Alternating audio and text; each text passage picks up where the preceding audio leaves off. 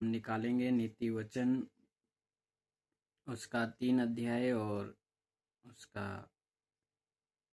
5 वचन में लिखा है, तू अपनी समझ का सहारा ना लेना, वरन संपूर्ण मन से यहोवा पर भरोसा रखना।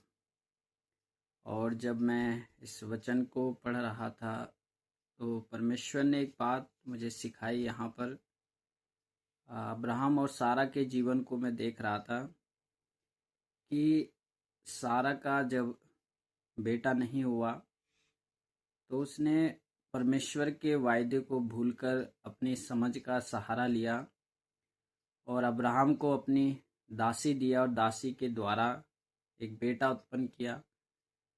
और वो बेटा बड़ा स्वस्थ पैदा हुआ, ठीक पैदा हुआ और उन्हें लगा कि शायद परमेश्वर की योजना यही है, लेकिन वो परमेश्वर की योजना नहीं थी। और बाद में अब्राहम को परमेश्वर के दूत ने कहा तेरा बेटा होगा, और फिर उसके बाद उसका बेटा हुआ जिसका नाम उन्होंने इसहाक रखा, जो कि परमेश्वर की योजना में था।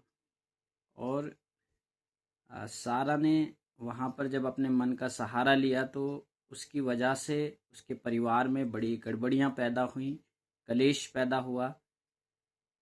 लेकिन जो परमेश्वर की योजना के अनुसार उन्हें बेटा मिला तो वो एक हैरान कर देने वाली आशीष थी, क्योंकि 100 साल की उम्र में उसको बेटा मिला।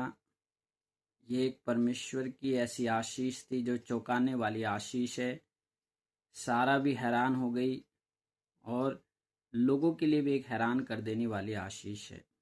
प्रभु के लोगों, एक बात मैं आपको बताना चाहता हूँ कि जब आप अपनी समझ का सहारा ना लेकर के परमेश्वर की योजना पर भरोसा रखते हैं, उसके वायदे, उसके वचन को भूलते नहीं हैं, तो परमेश्वर आपको वो आशीषें दिखाता है हैरान कर देने वाली।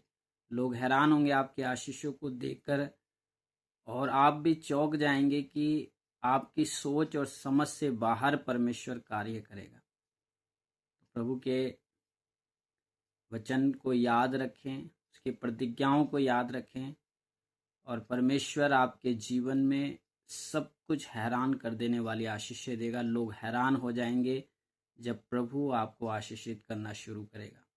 परमेश्वर सबको आशीष दे। God bless you.